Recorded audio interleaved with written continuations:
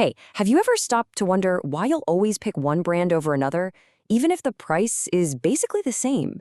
Well, I can tell you it is definitely not an accident. Today, we are pulling back the curtain and taking a look inside the playbook used by the world's biggest companies to win you over and to keep you coming back. Seriously, just think about that for a second. What is it? Is it really the product? Is it the price? Or is it something a little deeper? You know, that feeling of being understood or just having your life made that tiny bit easier. Look, it's never just a fluke. There are some really powerful, really specific strategies at play here. So in this explainer, we're going to break down the exact tactics these companies use to turn someone who's just a casual customer into a diehard, devoted fan. All right. First up is a strategy that is so effective, you probably don't even notice it's happening. It's all about making things easy. You know, about removing all those little annoyances and anxieties from your day. So let's kick things off with a company we all know, Amazon. Back in the early days, they had this really tedious checkout process, which meant people were just ditching their carts all the time. It was a massive roadblock. So their solution was, honestly, nothing short of revolutionary. They brought in the patented one-click ordering and then launched Prime. Now think about that. They didn't just speed up the checkout, they completely removed that moment of hesitation where you might second-guess your purchase. And the result of selling pure convenience? A jaw-dropping 90% satisfaction rate for Prime members in the US. But you know, this strategy isn't just for online shopping. Let's look at an industry that's basically defined by stress: airlines. Delta zeroed in on that one universal travel fear: where is my luggage? And Delta's solution here was just brilliant because it wasn't just about tracking the bags. It was about giving passengers a sense of control. By letting you watch your bag's journey on your own phone, they swapped out that feeling of anxiety with simple information. And that small shift in power, it sent them soaring to #1 in customer satisfaction. See, they weren't just moving bags, they were selling peace of mind. So here's the crucial point. You've got two completely different companies in totally different industries, but they use the exact same core strategy. Amazon removed the pain of a boring process, and Delta removed the anxiety of not knowing. At the end of the day, they both won by making things totally seamless. Okay, but making things easy? That's only half the battle. In a world with endless choices, the next big frontier for loyalty is making you, the customer, feel uniquely seen and understood. And that is all about personalization. Just take a look at Starbucks. As this coffee giant got bigger and bigger, its famous personal touch started to disappear. The offers felt generic, like they were for anyone and everyone, and loyalty started to drop. So their big comeback was fueled by AI. They completely overhauled their mobile app to analyze your specific purchase history, so they could finally send offers that actually made sense for you. You love a caramel macchiato? Bam, you get a deal on exactly that.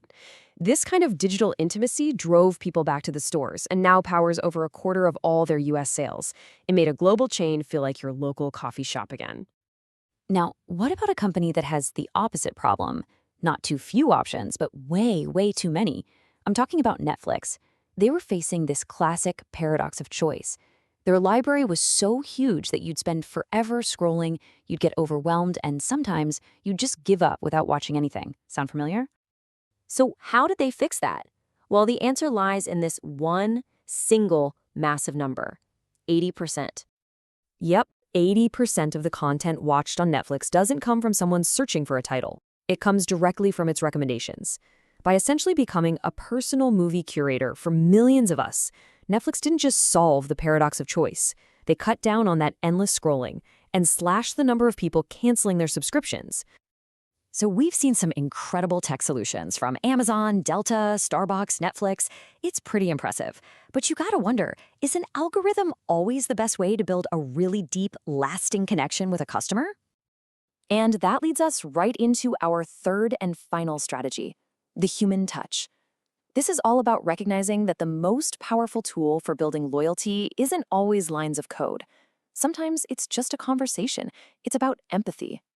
And honestly, no company does this better than Apple. As their iconic products got more and more complex, technical glitches and customer frustrations started to go up, and that meant more returns. Their solution, though, wasn't digital. It was human. Instead of just building a better chatbot, they created the Genius Bar for free, expert, face-to-face help. This strategy of solving problems with actual people built an incredible amount of trust. It earned them an industry-leading Net Promoter Score, which is just a fancy way of measuring customer loyalty, of over 60, turning frustrated users into their most passionate fans. And finally, let's talk about Zappos. When they first started, they were just another website selling shoes online. I mean, it was a super crowded market. They desperately needed a way to stand out that wasn't just about having lower prices or more shoes. So Zappos made a huge bet.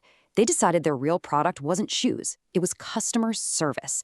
They empowered their team to do whatever it took to wow a customer. No scripts, no call time limits. This meant surprise shipping upgrades, handwritten notes, even sending flowers sometimes.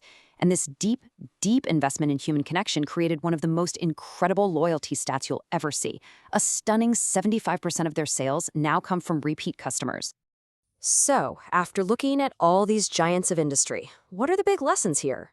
What's the final takeaway we can pull from their playbooks? It really boils down to three main ways to solve a customer's problem. You can win by making life easier and just getting rid of friction and anxiety, like Amazon and Delta did. You can win by using technology to make your customers feel uniquely seen, like Starbucks and Netflix. Or you can win by building real trust through genuine human empathy, like Apple and Zappos. Each path leads to the same place: powerful, lasting loyalty. And that brings this whole conversation right back to you. Think about the brands you really truly love, the ones you go back to again and again without a second thought. Can you see the playbook they're using on you now? Are they making your life seamless? Are they making it personal? Or are they connecting with you on a human level? Because once you see it, you can't unsee it. Thanks for tuning in.